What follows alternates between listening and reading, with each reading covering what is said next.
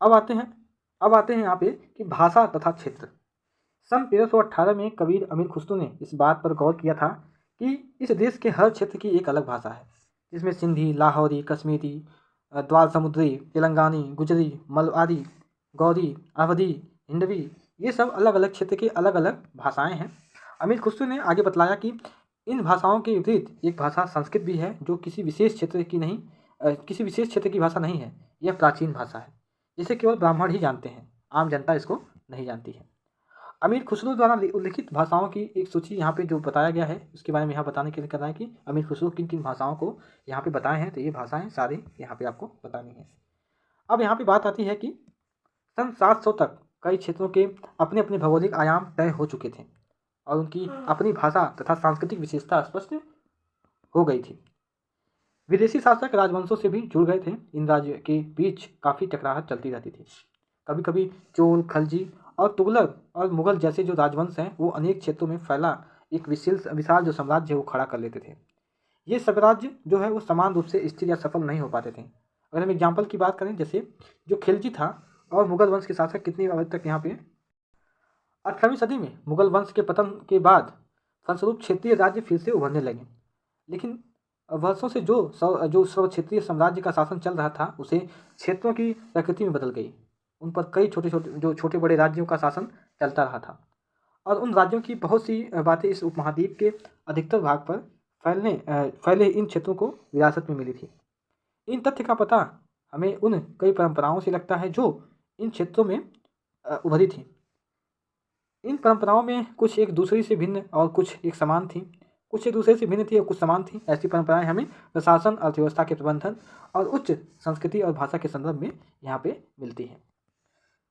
सन 700 से लेकर 1750 के बीच कई हजार वर्षों में इन विभिन्न क्षेत्रों की प्रकृति एक दूसरे से कट करके अलग अलग नहीं पनपी थी। हालांकि उनके चरित्र की अपनी विशेषताएं बनी रही थी, मगर स्वयं की सर्व क्षेत्रीय ताकतों का प्रभाव भी उन पर पड़ता था। यहाँ पे बात आती है कि पुराने और जो नए धर्म थे उनके बारे में एक बार देख लेते हैं। इतिहास के जिन हजार वर्षों की पड़ताल हम कर रहे हैं, उनके दौरान धार्मिक परंपराओं में कई परिवर्तन आए। दैविक तत्व के लोगों की आस्था कभी कभी बिल्कुल ही वैयक्तिक स्तर पर थी, मगर आमतौर पर इन आस्थाओं का स्वरूप सामूहिक होता था। किसी दैविक तत्व में सामूहिक आस्था यानी धर्म या प्रायः स्थानीय समुदाय के सामाजिक और आर्थिक संगठनों में संबंधित थी। जैसे जैसे इन समुदायों का सामाजिक स्तर बदलता गया, वैसे वैसे ही आस्थाओं में भी परिवर्तन होता गया। आज हम जिसे हम हिंदू धर्म कहते हैं, उनमें भी इस युग के महत्वपूर्ण बदलाव हैं। इन परिवर्तन में कुछ थे, जैसे नए देवी देवताओं की पूजा, राजाओं और मंदिरों का निर्माण, समाज में पुरोहितों के रूप में ब्राह्मणों का महत्व बढ़ता गया और उनकी बढ़ती सत्ता। सांस्कृतिक ग्रंथ में ज्ञान के कारण समाज में ब्राह्मणों का बड़ा आदर होता था। इनके संरक्षक थे नए नए शासक जो स्वयं प्रतिष्ठा की चाह में थे। इन संरक्षकों का समर्थन होने के कारण समाज में इनका दबदबा और भी बढ़ गया था। इस युग में एक महत्वपूर्ण परिवर्तन भक्ति की अवधारणा के रूप में आया। इसमें ईश्वर की कल्पना ऐसे प्रेमल इष्ट देवी देवताओं के रूप में की गई थी जिस तक पुजारियों के विशद कर्मकांड के बिना ही भक्त स्वयं पहुंच जा सके। यह वह युग था जिसमें इस उपमहाद्वीप में नए नए धर्मों का आगमन हुआ। कुरान शरीफ का संदेश भारत में अपने पहल 7वीं सदी में व्यापारियों और अप्रवासियों के जरिए पहुंचा। मुसलमान कुरान शरीफ को अपना धर्म ग्रंथ मानते हैं, केवल एक ईश्वर अल्लाह की सत्ता को स्वीकार करते हैं, जिसका प्रेम, करुणा और उदारता अपने आस्था रखने वाले हर व्यक्ति को गले लगाता है, चाहे उस व्यक्ति की सामाजिक पृष्ठभूमि कुछ भी रही हो। कई शासक इस्लाम और उसके विद्वान धर्मशास्त्रियों और न्यायशास्त्रियों अर्थात उलेमा को संरक्षण देते थे। हिंदू धर्म की ही भांति इस्लाम के अनुयायी अपने धर्म की अलग अलग तरह से व्याख्या करते थे। मुसलमान में कुछ शिया थे जो पैगंबर मोहम्मद के दामाद अली को मुसलमान का विधि सम्मत नेता मानते थे, और कुछ जो थे वो सुन्नी थे जो खलीफाओं के प्रभुत्व के स्वीकार करते थे। इस्लाम के आरंभिक दौर में इस धर्म का नेतृत्व करने वाले खलीफा कहलाते थे और आगे जो परंपरा थी इसी परंपरा पर चलती रही। इस्लामी न्याय सिद्धांत भारत में हनफी और सफ़ी ऐसे सिद्धांत हैं कि विभिन्न परंपराओं में से भी महत्वपूर्ण अंतर रहे हैं। इसमें ऐसे ही धर्म सिद्धांतों और राष्ट्रवादी विचारों को लेकर के विभिन्नताएं देखने को मिलती हैं। अब नेक्स्ट में आता है कि समय और इतिहास के कालखंडों का विचार क्या है। इतिहासकार समय को केवल घड़ी या कैलेंडर की तरह नहीं देखते, यानी कि केवल घंटे, दिन या वर्षों के बीतने के रूप में ही नहीं देखते। उनका नज़रिया यह है कि उस समय सामाजिक और आर्थिक संगठन में आने वाले परिवर्तन को झलकाता है या दिखलाता है कि विचारों और विश्वासों में कितना स्थायित्व रहा है और कितना परिवर्तन आया है। यदि अतीत को समान विशेषता रखने वाले कुछ बड़े बड़े हिस्सों, युगों और कालों में बांट दिया जाए तो समय का अध्ययन कुछ आसान हो जाता है। 19वीं सदी के मध्य में अंग्रेज इतिहासकारों ने भारत के इतिहास को 3 युगों में बांटा था। पहला हिंदू, दूसरा मुस्लिम और तीसरा ब्रिटिश। यह विभाजन इस विचार पर आधारित था कि शासक का धर्म एक मात्र महत्वपूर्ण ऐतिहासिक परिवर्तन होता है और अर्थव्यवस्था, समाज और सांस्कृतिक में और कोई भी महत्वपूर्ण बदलाव नहीं आता है। इस दृष्टिकोण में इस उपमहाद्वीप की अपार विविधता की भी उपेक्षा की हो जाती थी। इस काल विभाजन को आज बहुत कम इतिहासकार ही स्वीकार करते हैं। अधिकतर इतिहासकार जो हैं वो आर्थिक और सामाजिक कारकों के आधार पर ही अतीत के विभिन्न कालखंडों की विशेषता तय करते हैं। पिछले साल आपने इस इतिहासकार में क्लास 6 में आपने पढ़ा होगा कि उसमें प्राचीन समाज के कई प्रकार का समावेश इसमें था। निवासी और जो प्रारंभिक दौर के जो मध्यकालीन राज्य और साम्राज्य थे, इसमें यह था जैसे शिकारी संग्राहक और प्रारंभिक दौर के कृषि कर्मी, शहरों और गांवों के निवासी और प्रारंभिक दौर के राज्य और साम्राज्य। इस साल आपको इसमें जो क्लास 7 है इसमें हम पढ़ेंगे जो मध्यकालीन इतिहास के बारे में हम पढ़ेंगे इसमें आगे। इसमें बेसिकली बात करेंगे कि जो कृषक समाज के विस्तार हैं, क्षेत्रीय और सामाजिक राज्यों के उदय, कभी कभी जो ग्रामवासियों और वनवासियों की कीमत पर प्रधान धर्मों के रूप में हिंदू धर्म, इस्लाम धर्म के विकास और यूरोप के व्यापारी कंपनियों के आगमन के बारे में जो जानकारी है इसके बारे में हम इसमें ज़्यादा से जानेंगे। भारत के इतिहास के ये 1000 साल आने के बदलाव के साक्षी रहे हैं। आखिर 16वीं और 18वीं शताब्दी में ये काफ़ी भिन्न रहे हैं। इसलिए इस सारे काल को एक ऐतिहासिक इकाई के रूप में देखना सामान्य रूप से खाली नहीं, फिर मध्यकाल की तुलना में आधुनिक काल से भी की जाती है। आधुनिकता के साथ भौतिक उन्नति और भौतिक प्रगति का भाव जुड़ा हुआ है। इससे आशय यह निकलता है कि मध्यकाल रूढ़िवादी था और उस दौरान कोई परिवर्तन भी नहीं है। लेकिन हम जानते हैं कि ऐसा नहीं था। इन हजारों वर्षों के दौरान इस उपमहाद्वीप के समाज में प्रायः परिवर्तन आते रहे हैं और कई क्षेत्रों की अर्थव्यवस्थाएं तो इतनी समृद्ध हो गई थी कि उसने यूरोप के व्यापारी कंपनियों को भी आकर्षित करना आरंभ कर दिया था। इस पुस्तक में हम पढ़ेंगे कि जो परिवर्तन के चिन्ह हैं या जो सक्रिय ऐतिहासिक प्रक्रियाओं पर हम ध्यान देंगे इसमें हम देखेंगे, और जब भी संभव हो इस पुस्तक के आपने पढ़ना है। यानी बेसिकली क्लास 7 की जो हमारी पढ़ रहे हैं हिस्ट्री का, इसकी बात कर रहा है कि इसको हम पूरी दुनिया के बारे में नज़र डालेंगे किस प्रकार इसमें किया गया है। आज लास्ट में हम बात करेंगे। इसमें जो मेरा पहला क्वेश्चन है वो क्या है कि अतीत में विदेशी किसे माना जाता था। तो आप बोलोगे कि मध्यकाल में गांव में आने वाला कोई भी अनजान व्यक्ति, जैसे मान लीजिए ये कोई गांव है, तो इसकी संस्कृति और समाज अलग है, इसकी संस्कृति और समाज अलग है। यदि यहाँ का व्यक्ति इस गाँव में आता है तो उसको विदेशी कहा जाता था, और ऐसे व्यक्ति को भी हिंदी में परदेशी और फारसी में अजनबी कहा जाता था। ठीक है, आई होप क्लियर हो गया होगा। हमने ऊपर इसके बारे में डिस्कस किया है। यहाँ पे बात आई है कि सेकंड में नीचे उल्लिखित बातों में सही या गलत का हमको बताना है। यहाँ पे दिया गया है कि पहला दिया हुआ है कि सन 700 के बाद के काल के संबंध में अभिलेख नहीं मिलते हैं, ये पहला हो गया। दूसरा कह रहा है कि इस काल के दौरान मराठों ने अपने राजनीतिक महत्व की स्थापना की। तीसरा क्या है कि कृषि केंद्रित बस्तियों के विस्तार के साथ साथ कभी कभी वनवासी अपनी ज़मीन से उखड़ करके बाहर कर दिए जाते थे। और लास्ट में क्या है कि सुल्तान गयासुद्दीन बलबन असम, मणिपुर और कश्मीर के शासक था। इसमें बताना है कौन सा सही है। इसमें जो पहला है जो कि 700 के बाद काल के संबंध में अभिलेख नहीं मिलते हैं, ये जो है पहला है सही। दूसरा क्या है, इसमें बता रहा है कि इस काल के दौरान मराठों ने अपनी राजनीतिक महत्व की स्थापना की, ये भी सही है। और अगर हम तीसरे की बात करें, इसमें आता है कि कृषि केंद्रित बस्तियों के विस्तार के साथ कभी कभी वनवासी अपनी ज़मीन के उखाड़ बाहर कर दिए जाते थे, तो यह भी सही है, हमने ऊपर पढ़ा इसके बारे में। और लास्ट में क्या है कि सुल्तान गयासुद्दीन बलबन असम, मणिपुर और कश्मीर के शासक थे, ये बिल्कुल भी गलत है। ठीक है, ये दिल्ली के आसपास के एरिया में शासक थे। अब आते हैं अपने रिक्त स्थान की पूर्ति में। इसमें दिया है कि पहला, अब लेखागारों में डाट रहते हैं, तो इसमें दस्तावेज ये यहाँ पे रखे जाते हैं अब लेखागार में। अगर हम दूसरे क्वेश्चन की बात करें तो यह है खालिद 14वीं सदी का एक इतिहासकार था।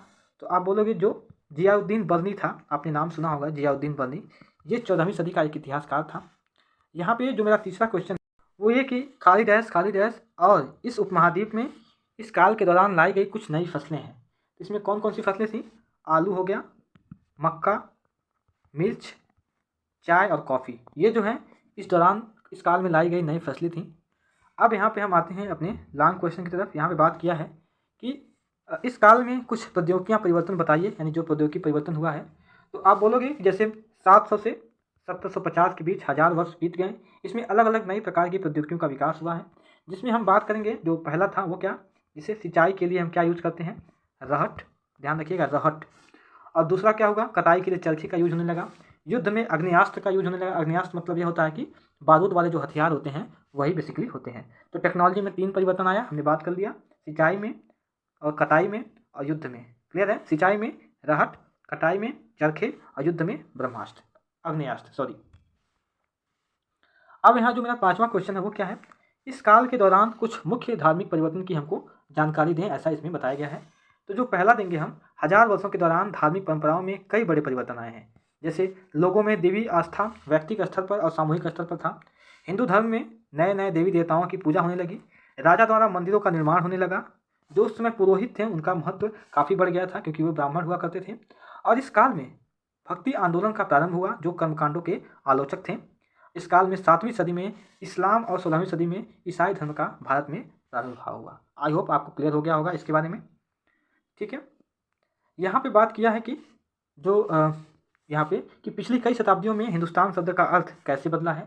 तो आप बोलोगे कि पिछली कई शताब्दियों में हिंदुस्तान शब्द के अर्थ में अनेक परिवर्तन हुए हैं। 13वीं सदी में जब फारसी के इतिहासकार जो मिन्हाज सिराज थे, आपको ध्यान रखना है मिन्हाज सिराज थे, उन्होंने हिंदुस्तान शब्द का प्रयोग किया था। तो इसका अर्थ था गंगा यमुना के किनारे वाला जो एरिया था, यानी अगर हम भारत का मैप देखें यहाँ से, तो जो ये वाला एरिया था गंगा यमुना का, इस वाले एरिया की तरफ जो है, यानी कि इस वाले एरिया को हिंदुस्तान कहते थे, यानी गंगा यमुना के बीच का जो क्षेत्र था जहाँ पंजाब हरियाणा और ये सब सटे हुए थे। उसने इस शब्द का राजनीतिक अर्थ में उन इलाकों के इस्तेमाल में किया जो दिल्ली के सुल्तान के अधिकार क्षेत्र में आते थे।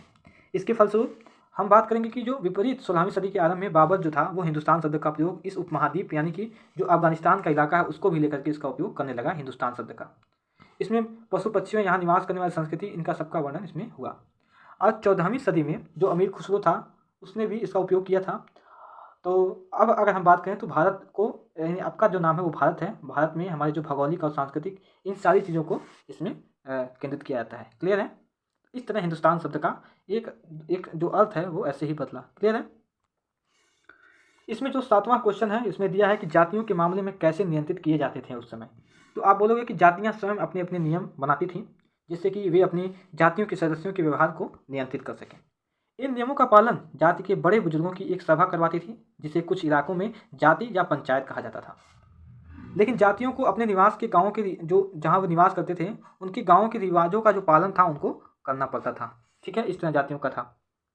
अब यहाँ पे हम आते हैं 8वें क्वेश्चन की तरफ। इसमें दिया है कि सर्व क्षेत्रीय साम्राज्य से आप क्या समझते हैं। तो आप बोलोगे कि सर्व क्षेत्रीय साम्राज्य से तात्पर्य उस साम्राज्य से है जो अनेक क्षेत्रीय राज्यों को मिला करके बना हो, जैसे कि सल्तनत साम्राज्य हो गया, जैसे मुगल साम्राज्य हो गया। इसमें कई ऐसे राज्य थे जिनको मिला करके बनाया गया था।